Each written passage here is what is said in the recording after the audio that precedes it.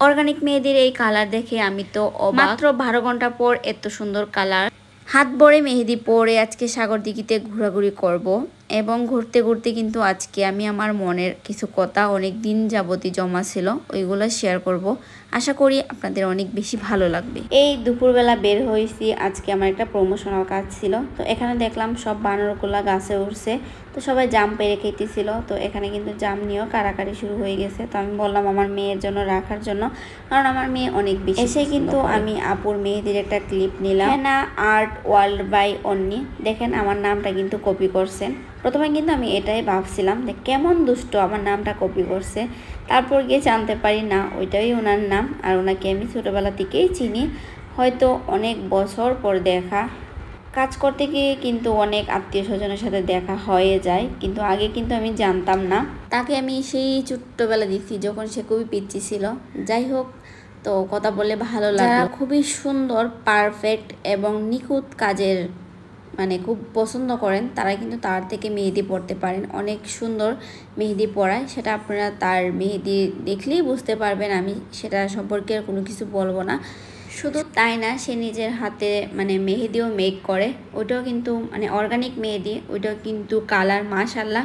আপনারা পুরো ভিডিও দেখলেই কিন্তু বুঝতে পারবেন। তবে এখানে কিন্তু আমি একটা কথা বলতে চাই আর্টিস্ট আপুদেরকে। আর্টিস্ট আপুরা আপনারা নিজেদের মধ্যে যাই করেন না কেন, আমাকে নিয়ে যদি আপনাদের কোনো সমস্যা হয় অবশ্যই আপনার নিঃসন্দেহে একজন বড় বোন অথবা ছোটো বোন হিসাবে আমার পেজ আছে, পেজে ইনবক্স করে প্রশ্ন করবেন বা কোনো কথা থাকলে অবশ্যই ফ্রিভাবে বলে দিবেন। মনের মধ্যে কোনো কষ্ট বা আঘাত রাখবেন না, যেহেতু এটা আমার কাজ, আমাকে একবার এক একজনের সাথে কাজ করতেই হবে। অনাকাঙ্ক্ষিতভাবে আমি যদি কারো মনে কোনো কষ্ট দিই বা আঘাত দিই অবশ্যই সেটা ক্ষমার দৃষ্টিতে দেখবেন, এবং আমার যদি কোনো ভুল হয় ওইটা অবশ্যই আপনারা আমাকে বলবেন। আমার যদি কোনো ভুল হয় 100 বার আমি ওইটা শুধরাইতে রাজি। এবং আমি মনে করি একজন মানুষকে নিয়ে পিছনে 10টা 5টা কথা বলার চেয়ে আমরা যদি তার সামনে গিয়ে তার দোষটা ধরিয়ে দিই অবশ্যই সেটা সে শুধরানোর চেষ্টা করবে, আমি যেটা মনে করি। এবং অনেক আপুরাই বলেন আমাকে ভয়ে বা লজ্জায় বলতে পারেন না আমার সাথে কাজ করতে চান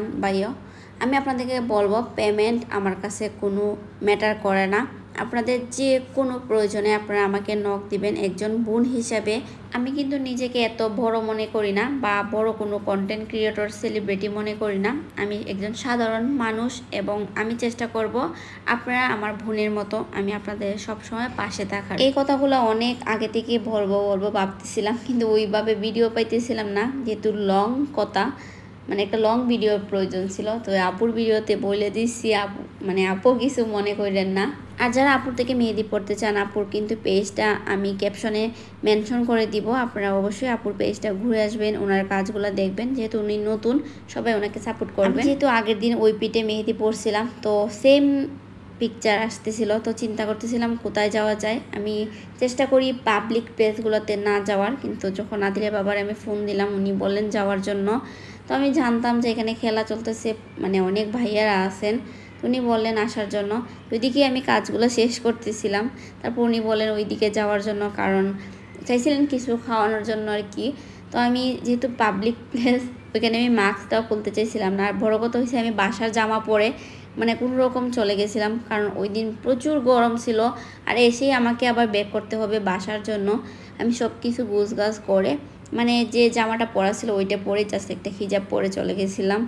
তো যাই হোক, অনেকেই হয়তো বলবেন যে আপু আপনাকে দেখছি, তো আমি চাই না আমাকে কেউ, আমি নিজেরই বিল হইতে বা আমাকে নিয়ে কেউ বাজেভাবে মন্তব্য করুক, ওইটা আমি চাই না। যার কারণে পাবলিক প্লেসগুলো আমি একটু ইগনোর করি। ওই দিন প্রচুর গরম থাকার কারণে আমার হাতের মেহেদি প্রায় গলে পড়ে গেছিলো। মানে ওই আবার ব্যাক করছি, সিএনজির বাতাসও কিন্তু হাত শুকায়নি, এমন একটা অবস্থা হয়েছিল। মানে ওই দিন প্রচুর গরম ছিল। তাছাড়া ওই দিন কিন্তু সাগর দিঘিতে যাওয়ার আমার কোনো ধরনেরই প্ল্যান ছিল না, তারপরে কেন জানি চলে গেছি। এখন ভাবতেছি সাগর দিঘিতে না গিয়ে ওইখান থেকে যদি আমরা ব্যাক করতাম রাস্তায় হয়তো ভালো ভিউ পেতাম, ওইখানেই হয়তো ভালো ছবি তুলতে পারতাম। যাই হোক, এটা কিন্তু পরদিন সকালবেলার কালার মাশাআল্লাহ অনেক বেশি সুন্দর হয়েছে। সবাই ভালো থাকবেন, আল্লাহ হাফেজ।